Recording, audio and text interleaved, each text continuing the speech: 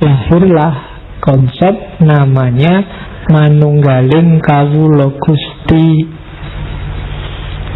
Jadi antara pemerintah dengan yang diperintah, antara majikan dengan buruhnya, itu harus manunggal, termasuk manusia dengan Tuhannya. Kata-kata ini nasihatnya pada Sunan Bayat dari Sesiti Jenar.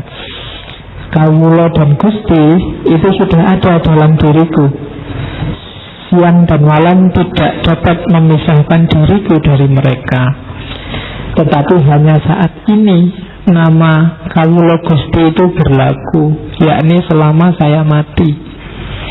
Ingat-ingat ya, di serat-serat di babat, kalau ketemu kalimatnya Sesiti Jenar, kalau dia ngomong saya mati, itu sebenarnya kebalikannya. Karena alam hidup ini bagi Sesiti Jenar alam kematian. Alam kematian besok itu justru yang hidup sebenarnya. Jadi saat ini nama Kawula Gusti itu berlaku, yakni selama saya mati. Jadi saat kita hidup di dunia ini masihlah kita boleh ngomong manunggal antara Kawula dan Gusti. Tapi nanti setelah mati tidak ada lagi dikotomi Kawula dan Gusti. Kita masih Kawula kan karena kita masih terjebak oleh tanah merah ini.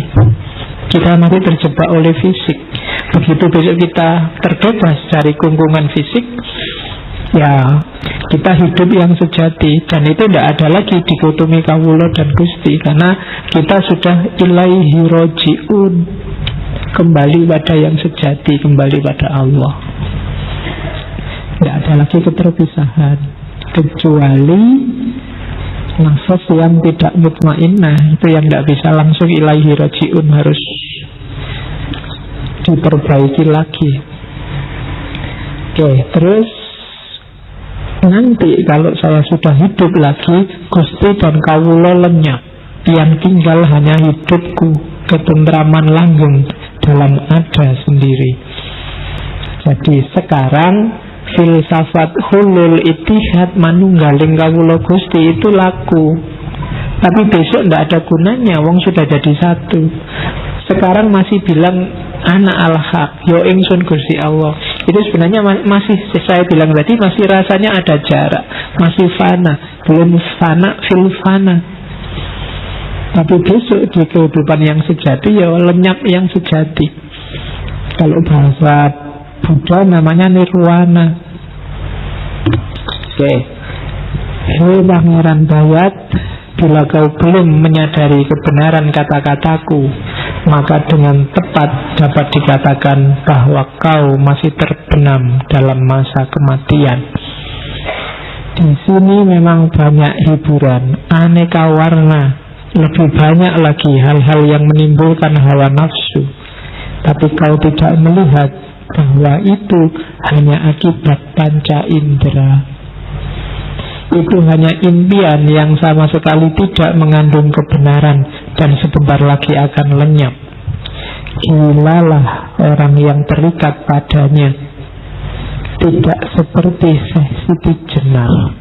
Saya tidak merasa tertarik, tak sudi tersesat dalam kerajaan kematian. Satu-satunya yang kuusahakan ialah kembali kepada kehidupan. Jadi ini ya makomnya memang sudah tinggi. Ya tidak usah diukur sama kalian, masih panjang jalannya. Ya syukur-syukur sedikit-sedikit, meskipun masih belum bisa merasakan untuk bisa semakom sama Al-Halaj atau semakom sama Sesiti Jenar, ya sidik-sidik lah melangkah mendekat ke sana. Karena memang hidup kita kan harus muter dari nalillahi wa inna ilaihi tadi. Kita harus kembali ke Allah. Jadi saya selalu bilang di banyak kesempatan, apapun yang kita lakukan, apapun yang kita ucapkan, ilmu apapun yang kita dapatkan, harusnya bisa selangkah atau setengah langkah atau seperempat langkah semakin dekat pada Allah. Jadi tidak boleh ada yang bikin kita malah semakin jauh. Apa-apa yang diingat Allah. Mau minum pun harus bismillah dulu, ingat Allah.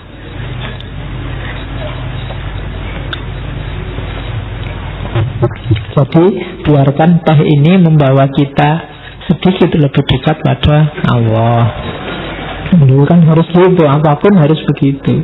Karena jalur kita itu ilahi pada Allah. Kalau ada apapun kok malah bikin kamu semakin jauh sama Allah, berarti kamu salah jalan, kamu tersesat. Karena hidup kita kembali ke sana.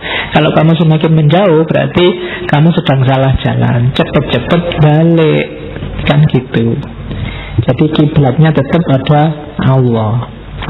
Sampai akhirnya syukur-syukur kamu bisa lari cepat kayak para wali, dan sebelum kamu meninggalkan dunia ini bisa bersatu, bisa akrab. Level kita kan akrab aja ya, bisa dekat, mukorobah kalau bahasanya para sufi sama Allah. Oke, jadi itu namanya manunggal. Hidup kita prosesnya ke sana. Jangan ada yang sampai lupa. Jadi dunia ini persinggahan sementara, atau sebenarnya bukan persinggahan. Jadi ini ya jalan kita. Kalau persinggahan itu kan kamu berhenti sebentar, nggak usah berhenti, jalan aja terus.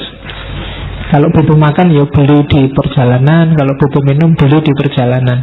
Nggak usah mampir lagi, umur kita nggak panjang. Kan kalau orang Jawa urip itu mampir ngombe. Sudahlah, nggak usah pakai mampir. Sekarang di kereta juga bisa beli minuman, di pesawat juga beli minuman, nggak pakai mampir untuk ngombe. Jadi sambil jalan. Bahkan minum itu juga rangkaian perjalanan kita. Oke, itu ajarannya para sufi. Terus,